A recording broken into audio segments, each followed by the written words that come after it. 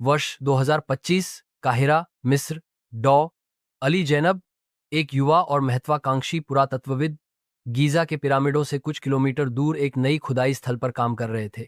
अली हमेशा से ही प्राचीन मिस्र के रहस्यों से मोहित थे, खासकर उन अनछुए पहलुओं से जो इतिहास की मोटी परतों के नीचे दबे हुए थे। उनकी टीम ने हाल ही में रेत के टीलों के नीचे एक असामान्य संरचना का पता लगाया था, जो किसी ज्ञात मकबरे या मंदिर से बिल्कुल अलग दिखती थी। यह संरचना लगभग गोलाकार थी, जिसके केंद्र में एक गहरा कुआं जैसा गड्ढा था। दीवारों पर अजीबोगरीब चित्र और शिलालेख खुदे हुए थे, जिनकी भाषा और शैली उस युग के अन्य अवशेषों से मेल नहीं खाती थी। अली और उनकी टीम उत्साहित थे। उन्हें लग रहा था कि वे इतिहास के एक ऐसे पन्ने को खोलने जा रहे हैं जिसके बारे में आज तक कोई नहीं जानता था। खुदाई धीरे धीरे आगे बढ़ रही थी। रेत और पत्थर हटाने में कई हफ्ते लग गए। जैसे जैसे गड्ढा गहरा होता गया, हवा में एक अजीब सी ठंडक महसूस होने लगी, जबकि बाहर रेगिस्तान की तपती धूप अपना कहर बरपा रही थी। श्रमिकों में बेचैनी बढ़ने लगी थी। उन्हें रात में अजीब सपने आते थे और दिन में एक दबी हुई फुसफुसाहट सुनाई देती थी, जैसे कोई प्राचीन आत्मा उन्हें कुछ बताने की कोशिश कर रही हो। अली ने इन बातों को श्रमिकों का वहम समझा, लेकिन उनके मन में भी एक अनजाना डर घर करता जा रहा था। गड्ढे की दीवारों पर बने चित्र और भी रहस्यमय होते जा रहे थे। उनमें ऐसे प्राणियों को दर्शाया गया था जिनके बारे में कोई ज्ञान नहीं था, और ऐसे अनुष्ठानों को दिखाया गया था जो मानव इतिहास के किसी भी ज्ञात सभ्यता से परे थे। एक शाम जब सूरज रेगिस्तानी क्षितिज पर डूब रहा था, अली और उनकी टीम गड्ढे के सबसे निचले स्तर पर पहुंचे। वहां उन्हें एक विशाल पत्थर का दरवाजा मिला, जिस पर कोई हैंडल या खुलने का कोई निशान नहीं था। दरवाजे पर भी वही अजीबोगरीब चित्र खुदे हुए थे, लेकिन इस बार वे कुछ ज्यादा ही भयावह लग रहे थे। अली ने दरवाजे को ध्यान से देखा। पत्थर इतना चिकना और भारी था कि उसे हिलाना भी मुश्किल था, लेकिन दरवाजे के ठीक ऊपर एक छोटा सा शिलालेख खुदा हुआ था, जिसकी भाषा अली पहचान नहीं पा रहे थे। उन्होंने अपनी सहयोगी सारा को बुलाया, जो प्राचीन भाषाओं की विशेषज्ञ थीं। सारा ने शिलालेख को ध्यान से देखा और उसकी आंखें विस्मय से फैल गईं। यह बहुत पुरानी भाषा है, अली। लगभग 10,000 वर्ष पुरानी। यह उस युग की लिपि है जब मिस्र में प्रारंभिक सभ्यताएं बस जन्म ले रही थी। इसका मतलब क्या है, सारा? अली ने उत्सुकता से पूछा। सारा ने धीरे धीरे पढ़ना शुरू किया। उसकी आवाज में एक अजीब सा डर और विस्मय का मिश्रण था। जो इस द्वार को खोलेगा वह उस शक्ति को मुक्त करेगा जो युगों से सो रही है। यह शक्ति प्रकाश और अंधकार दोनों है, जीवन और मृत्यु दोनों है। इसे जगाने का अर्थ है संतुलन को भंग करना और एक ऐसे युग में प्रवेश करना जिसका कोई अंत नहीं होगा। श्रमिक डर के मारे पीछे हट गए। अली भी एक पल के लिए सहम गए, लेकिन उनका वैज्ञानिक मन इस चेतावनी को मानने को तैयार नहीं था। यह सिर्फ एक प्राचीन किंवदंती है। सारा, हमें यह दरवाजा खोलना होगा। हमें जानना होगा कि इसके पीछे क्या है। सारा ने अनिच्छा से हामी भरी। अगले दिन अली ने भारी मशीनरी मंगवाई और पत्थर के दरवाजे को तोड़ने का काम शुरू किया गया। कई घंटों की मेहनत के बाद दरवाजा आखिरकार टूट गया और धूल और सदियों पुरानी नमी की एक तीखी गंध हवा में फैल गई। काल कोठड़ी का रहस्य और जागृत शक्ति। दरवाजे के पीछे एक संकरा गलियारा था जो नीचे की ओर जाता था। अली और उनकी टीम सावधानी से अंदर दाखिल हुए। उनकी टॉर्च की रोशनी दीवारों पर नाच रही थी। गलियारे की दीवारों पर भी वही अजीबोगरीब चित्र बने हुए थे, लेकिन यहाँ वे एक कहानी बयां कर रहे थे। एक शक्तिशाली प्राणी की कहानी जो सितारों से आया था और जिसने पृथ्वी पर एक नई सभ्यता की नींव रखी थी। जैसे जैसे वे आगे बढ़ते गए, गलियारा और चौड़ा होता गया और अंत में वे एक विशाल कक्ष में पहुंचे। कक्ष के केंद्र में एक वेदी थी और उस पर एक क्रिस्टल का बना हुआ पात्र रखा था। क्रिस्टल मंद नीली रोशनी से चमक रहा था और उसके अंदर एक तरल पदार्थ घूम रहा था जो किसी जीवित चीज की तरह लग रहा था। कक्ष की दीवारों पर बने शिलालेख अब और भी स्पष्ट थे। सारा ने उन्हें पढ़ना जारी रखा। यह वह पात्र है जिसमें अग्निपुत्र की शक्ति निहित है। उसने हमें ज्ञान और समृद्धि दी, लेकिन उसने यह भी चेतावनी दी कि यदि उसकी शक्ति को गलत हाथों में डाला गया तो यह विनाशकारी हो सकती है। उसे 10,000 वर्षों के लिए सुला दिया गया है, जब तक कि पृथ्वी फिर से उसके ज्ञान को समझने के लिए तैयार न हो जाए। अली का वैज्ञानिक मन उत्तेजित हो उठा। यह कोई किंवदंती नहीं थी, यह एक वास्तविक इतिहास था।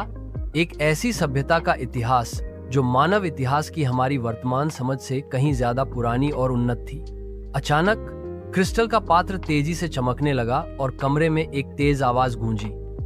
तरल पदार्थ और तेजी से घूमने लगा और ऐसा लगने लगा जैसे उसके अंदर कोई शक्ति जाग रही हो।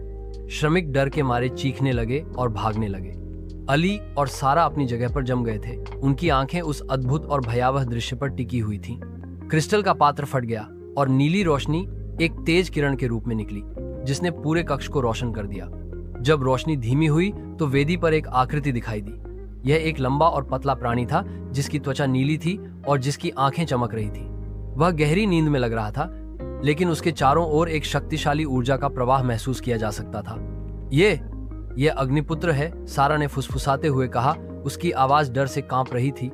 अली आगे बढ़ने ही वाले थे कि अचानक उस प्राणी की आंखें खुल गई। उसकी नीली आंखें सीधी अली पर टिकीं और ऐसा लगा जैसे वो उसकी आत्मा की गहराई तक देख रहा हो। कमरे में एक अजीब सी मानसिक आवाज गूंजी, जो किसी भाषा से परे थी, लेकिन जिसे अली और सारा दोनों ने स्पष्ट रूप से सुना। तुमने मुझे जगा दिया है, युगों के बाद। अग्निपुत्र वेदी से उतरा। उसके कदम हल्के थे, लेकिन उनमें एक असीम शक्ति का एहसास हो रहा था। उसने कमरे का निरीक्षण किया। उसकी नीली आंखें हर विवरण को सोख रही थीं। यह स्थान बदल गया है, उसने मानसिक रूप से कहा। मेरी नींद कितनी लंबी थी? अली अपने डर पर काबू पाते हुए आगे बढ़ा।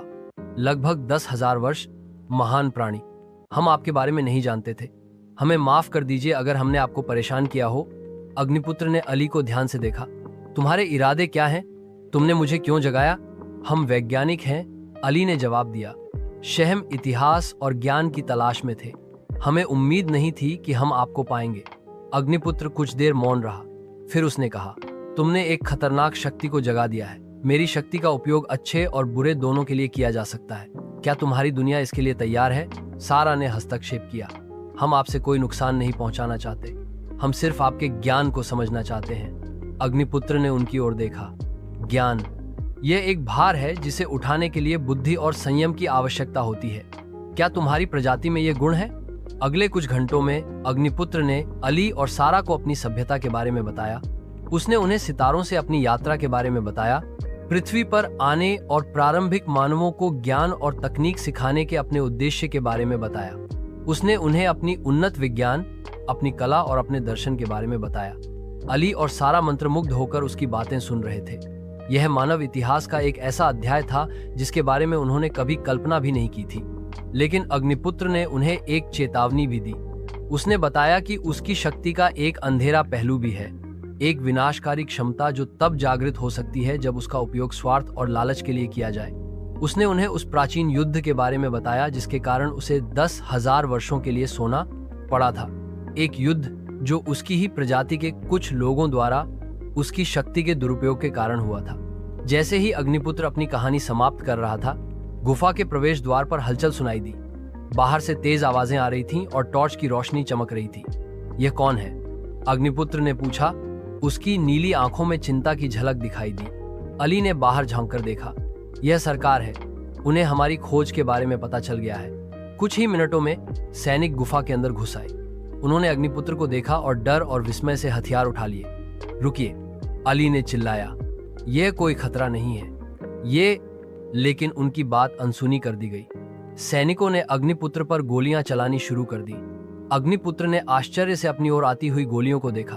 उसकी नीली त्वचा पर गोलियों का कोई असर नहीं हो रहा था, लेकिन वह हिंसा देखकर हैरान था। उसने अपनी हाथ उठाया और एक शक्तिशाली ऊर्जा क्षेत्र बनाया जिसने गोलियों को हवा में ही रोक दिया। यह क्या है?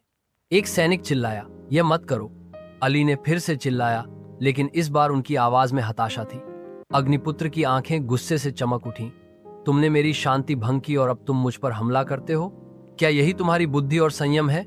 उसने अपने हाथ फैलाए और कमरे में एक शक्तिशाली ऊर्जा का विस्फोट हुआ। सैनिक चीखते हुए पीछे हटे, कुछ बेहोश और कुछ घायल हो गए। अली और सारा भयभीत थे। उन्होंने ऐसी शक्ति पहले कभी नहीं देखी थी। अग्निपुत्र क्रोधित और अनियंत्रित था। शांति, अली ने हिम्मत करके चिल्लाया। महान प्राणी, शांत हो जाइए। वे डर गए हैं, आपको समझ नहीं रहे। अग्निपुत्र ने अली को देखा। उसकी नीली आंखों में अब भी क्रोध था। डर? क्या इसलिए वे हिंसा करते हैं? क्या तुम्हारी दुनिया हमेशा ऐसी ही रहेगी? नहीं, सारा ने कहा, हम सीखना चाहते हैं, बेहतर बनना चाहते हैं। कृपया हमें मौका दें। अग्निपुत्र ने सोचा और फिर शांत हुआ। तुम्हारी दुनिया नाजुक है, क्षमता महान है, पर विनाश की भी। मैंने तुम्हें ज्ञान दिया है, अब इसका उपयोग तुम पर है। अगले दिनों में अली और सारा ने अग्निपुत्र से बात की। उन्होंने अपनी दुनिया, उपलब्धियां और विफलताएं बताईं। अग्निपुत्र ने ध्यान से सुना, कभी सवाल किए तो कभी निराशा जताई।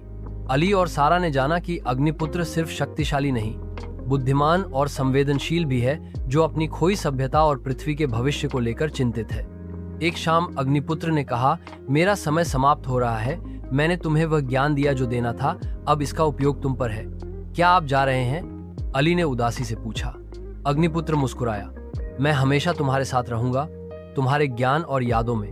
मेरी भौतिक उपस्थिति की अब आवश्यकता नहीं, मुझे संतुलन बहाल करना है। उस रात एक नीली रोशनी गुफा से निकली और आकाश में चली गई। वेदी खाली थी, अग्निपुत्र जा चुका था। गुफा में अकेले अली और सारा के मन में विचार घूम रहे थे। उन्होंने एक ऐसे रहस्य को खोला था जो इतिहास बदल सकता था। एक ऐसी शक्ति देखी थी जो अकल्पनीय थी और एक बड़ी जिम्मेदारी वाला ज्ञान प्राप्त किया था। उन्होंने अग्निपुत्र की कहानी दुनिया को सावधानी से बताने का फैसला किया ताकि उसकी शक्ति का दुरुपयोग न हो।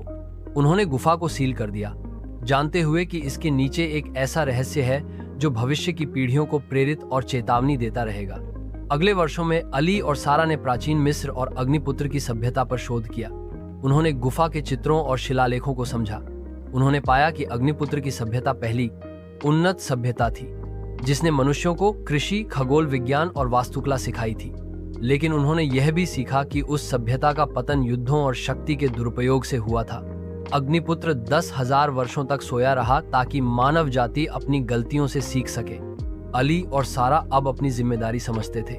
उन्हें अग्निपुत्र के ज्ञान को सावधानी से दुनिया तक पहुंचाना था ताकि मनुष्य अतीत न दोहराएं और ज्ञान, शांति और संतुलन का सम्मान करें। गीजा के रेत के नीचे दबी वह गुफा आज भी एक रहस्य है, एक मौन गवाह उस 10,000 वर्ष पुरानी कहानी का, जो सिखाती है कि सबसे बड़ी शक्ति ज्ञान है और उसका उपयोग सावधानी से करना चाहिए। फिरौन का शाप अब एक चेतावनी थी, एक चेतावनी जो आज भी गूंज रही है।